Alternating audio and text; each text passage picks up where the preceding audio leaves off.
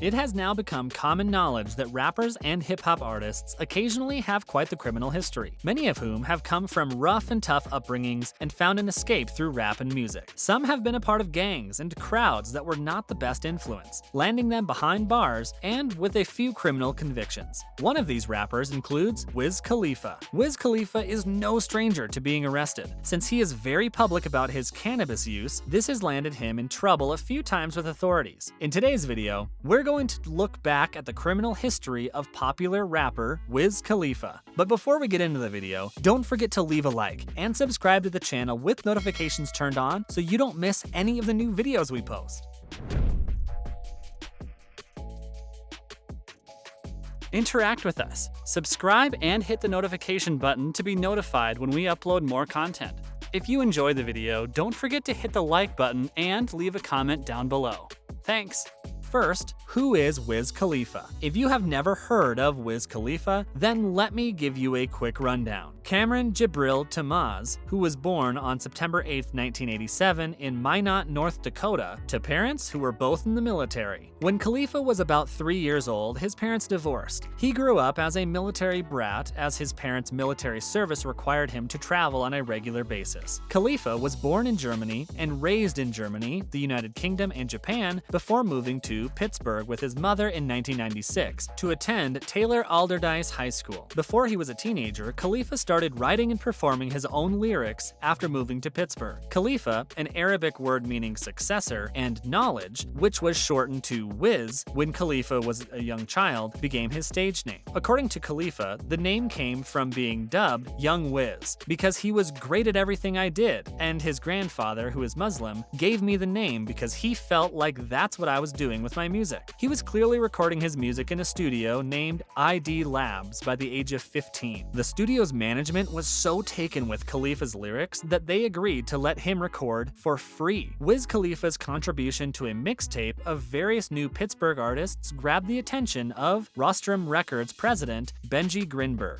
in 2004. When Grinberg met the 16-year-old artist for the first time, he knew he wanted to collaborate with him right away, telling Hit Quarters, even though he wasn't all the way developed, you could just tell that he was a diamond in the rough, and that with some polishing, guidance, and backing, he could become something special. Soon after, Khalifa signed with the label and began a 7-year period of artist growth. Prince of the City, Welcome to Pistolovania, Khalifa's first mixtape, was released in 2005. In 2006, he released his first full-length album, Show and Prove, as a result of the mixtape. That year, Rolling Stone magazine named Khalifa a artist to watch. This was huge for Khalifa and definitely helped catapult his name out there into the public, becoming a crowd favorite with many #1 hits. Khalifa then signed to Warner Brothers Records in 2007 and released 2 mixtapes through Rostrum Records, Grow Season, hosted by DJ Green Lantern, and Prince of the City 2, released on November 20th, 2007. Say Yeah, his first Warner Bros. Single, peaked at number 25 on the Billboard Rhythmic Top 40 chart and number 20 on Billboard's Hot Rap Tracks chart. In 2010, Khalifa's first single of Rostrum Atlantic, Black and Yellow, was produced by Stargate and earned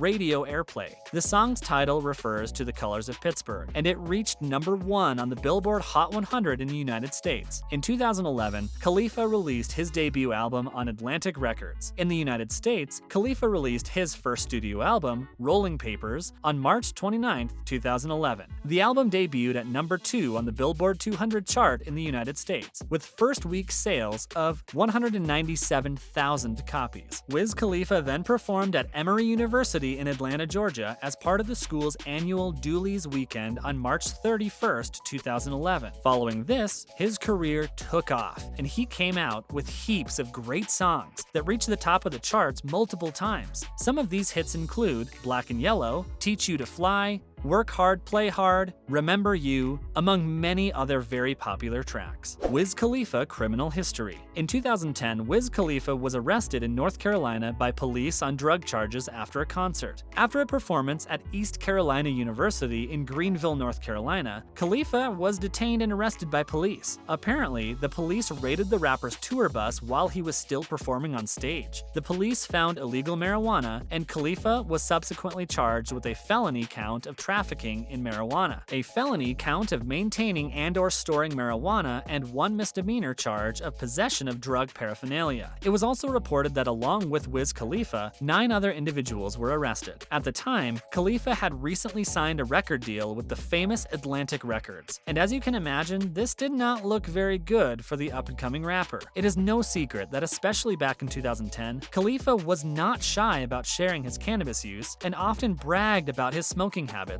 slightly mimicking the image of Snoop Dogg, who is notorious for smoking weed. John Durham, a spokesperson for the East Carolina University where Khalifa had been performing, had this to say about the incident. He was on his way with his band to his bus parked outside, and they stopped him because of a strong odor of marijuana emanating from the bus and the backstage area of the auditorium. Durham said, "They asked if he would cooperate with officers, and he agreed, and they went on his bus, and then he and 9 members of his entourage were arrested on 3 charges related to marijuana possession." Police are claimed to have obtained more than 60 grams of weed during the bust, or the equivalent of about 2 ounces, which is quite a lot to just have on hand. Arrested for cannabis. In 2014, Wiz Khalifa was arrested after being stopped at an airport in Texas. Apparently, the famous rapper was flying from El Paso to Dallas, Texas, when security and police officials discovered what they described as a green leafy substance, which we all know what that was. TSA officials had to turn Khalifa over to the local authorities. According to TMZ, so take it with a grain of salt, Khalifa had a 0.5 of a gram on him, which is very little, but nevertheless against the law. The police put Khalifa in a jail cell, and Khalifa immediately began tweeting out photos of himself and promoting a hashtag